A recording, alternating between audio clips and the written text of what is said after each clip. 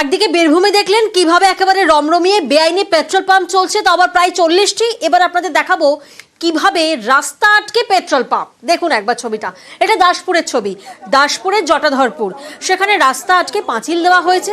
কি অভিযোগ সামনে আসছে যে এই পেট্রোল পাম্পের পাঁচিল, এমনটাই অভিযোগ সামনে আসছে, যার জেরে স্থানীয়রা প্রতিবাদ দেখান। আজকে প্রতিবাদে রাস্তা অবরোধ করেন, বিক্ষোভ দেখান।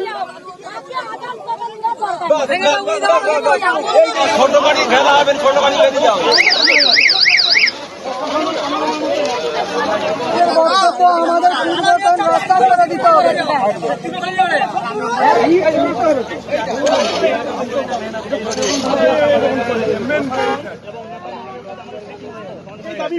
এইখানে একটা তেল পাম্প হচ্ছে, তেল পাম্প জোরজবস্তি করেই কিন্তু একটা ঢালাই করে আমাদের রাস্তাকে অবরোধ করেছেন।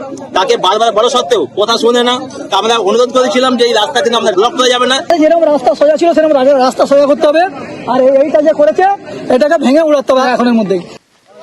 প্রতিনিধি সুকান্ত এই মুহূর্তে আমাদের সঙ্গে রয়েছেন। সুকান্ত, আমরা দেখছি একদিকে যেমন রাস্তা অবরোধ বিক্ষোভ করছেন স্থানীয়রা, তেমন অন্যদিকে স্থানীয়রা তারা অভিযোগ জানাচ্ছেন যে বারবার আমরা বাধা দেওয়ার চেষ্টা করেছি কিন্তু শোনা হচ্ছে না।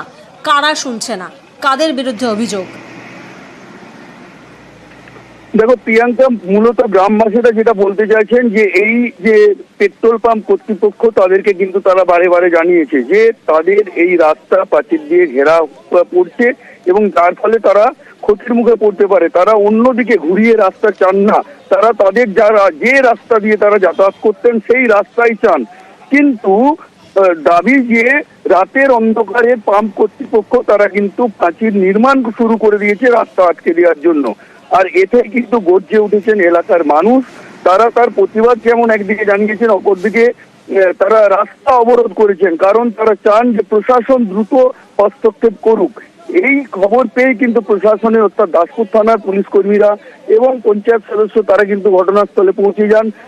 পঞ্চায়েত সদস্য দাবি তুলেছেন, তিনিও কিন্তু বলছেন যে আমিও এই যে পাম্প কর্তৃপক্ষ তাদেরকে জানিয়েছি যে কোনোভাবেই রাস্তা ঘেরা চলবে না, কিন্তু তারপরও পাম্প কর্তৃপক্ষ সেই কথা না মেনে রাতের অন্ধকারে কাজ করেছে। পুরো বিষয়টি কিন্তু প্রশাসনের নজরে এসেছে এবং প্রশাসন সেই নির্মীয়মান গার্ডওয়াল বা দেওয়াল তাকে ভাঙার নির্দেশ দিয়েছে। পাঁচিল ভাঙার নির্দেশ পুলিশের। এই যে তেল পাম্পটা হয়েছে প্রথমত আমি জানি না। একদিন আমি হঠাৎ এদিক থেকে যাই, জেগে ম্যানেজারকে জিজ্ঞাসা করতে বলছে, বলি রাস্তা কেন খুঁড়াখুড়ি হয়েছে? তো উনি বললেন এখন এই কনস্ট্রাকশনটা হচ্ছে, কাজটা হচ্ছে, আমরা যেমন রাস্তা ছিল তেমন করে দেবো। তো এবার আমরা জানি সেরকম আমাকে আমার প্রতিবেশী মানুষরাও কিছু জানায়নি। হঠাৎ কালকে যখন আমার প্রতিবেশীর লোকেরা জানালো, আমরা এখানে অবজেকশন দিয়ে যাই।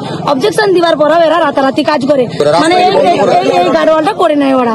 তারপরে আমরা সাধারণ মানুষ আমাদেরকে জানাতে, আমরা সাধারণ মানুষের পাশে আছি যাতে এই রাস্তাটা যেমন ছিল তেমন সুস্থভাবে গ্রামীণ রাস্তা বন্ধ করা হয়নি, ওইখান দিয়ে সাইড দিয়ে ঠিক সুন্দর করে দেওয়ার চেষ্টাটাই করছিলাম। সমস্যা যদি হয়ে থাকে সমস্যার সমাধান অবশ্যই হবে, সবাই 5 জন আছে, যেটা করলে ঠিক হয় করুন।